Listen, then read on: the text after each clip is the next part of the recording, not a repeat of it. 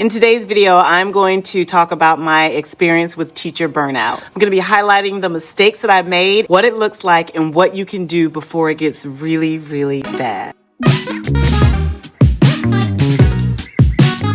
Hi everyone, my name is Leah. Welcome to my channel. If you're interested in what life looks like living and working abroad, this channel's for you. Teacher burnout is a real issue that often stems from well-informed intentions but actually has negative outcomes. It occurs when teachers tend to overcommit or overexert and push themselves beyond their limits. This not only affects your job performance, but it can also hamper the learning experience for your students. Unfortunately, the signs of burnout often go unnoticed until it's actually too late. I'm going to be highlighting the mistakes that I've made and, most importantly, the lessons that I've learned. I hope that by sharing my story, you can become more aware of the subtle signs of burnout and take the necessary steps to prevent it from escalating. So in the earlier years of teaching ESL, I could only describe this 1 year that I'm talking about to be chaotic. I had transitioned from teaching from one school to 2 different schools.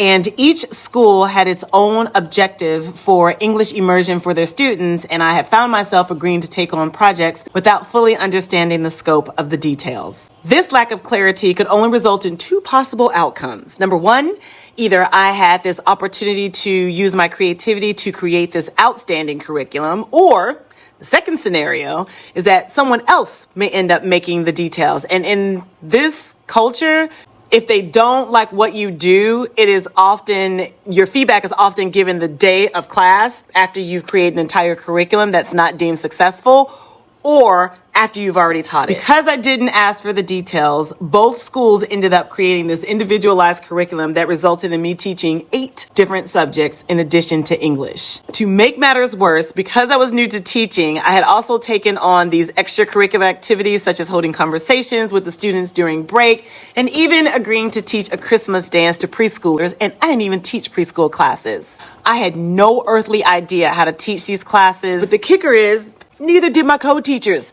This was new to all of us, and we were all at a loss. Not only that, we were constantly bombarded with last-minute requests and updates and changes from parents and homeroom teachers and administrative staff, and it left us in this cycle of staying afloat without planning for the future. We failed. We failed to prioritize any tasks, and we chose instead to complete just enough to keep up with the immediate deadlines. Preparing lesson plans became this arduous task. Just so you're aware, on average, you should be spending 1 to 1.5 hours to create a really good 45-minute lesson plan. Anything more, you might have a possible imbalance. I managed my workload by beginning to take some things home. This mindset really hindered our ability to organize and prioritize projects effectively and still left us overwhelmed. It is crucial to take time to list out all of your tasks and assign appropriate due dates to all of them. Despite what your school may tell you, everything is not urgent or equally important. There was absolutely no need for me to begin practicing a 1-minute Christmas dance with preschoolers in October for a December performance. I can see that now,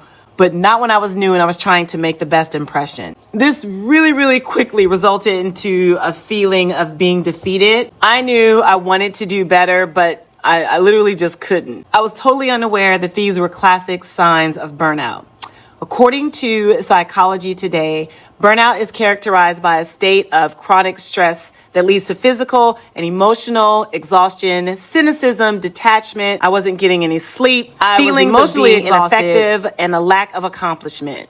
If you find yourself having a lack of motivation, if the simplest of tasks feel like they're overwhelming, if you're just coming to work to collect a paycheck, if you're finding it difficult to perform simple tasks that are part of your job, like lesson planning.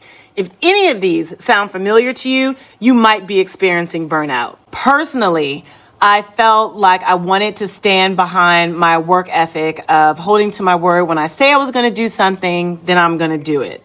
Professionally, I wanted to make a good impression on my school and let them know that they could depend on me for these projects. What I should have done to balance all of this was set clear boundaries up front. Setting boundaries isn't saying like, hell no, I'm not doing that. Although you could say that. But if you're having a hard time setting boundaries, you might want to dig a little bit deeper on why you feel the need to say yes to everything. Maybe you don't want to disappoint your school. You really like your school and you don't want to hurt their feelings. You don't want to be wishy-washy with changing your mind. Maybe saying yes to everything gives you a sense of importance and purpose. None of these reasons are negative, but what is a downfall is using these reasons to say yes to everything. Clearly establishing personal and professional boundaries are needed to prevent teacher burnout. This includes knowing when you have too much on your plate and saying no. Look, say it with me. No. If you're looking for a professional way to say no, I'm afraid with my current workload, I won't be able to give my best or my full attention that this project deserves, so I'll have to pass.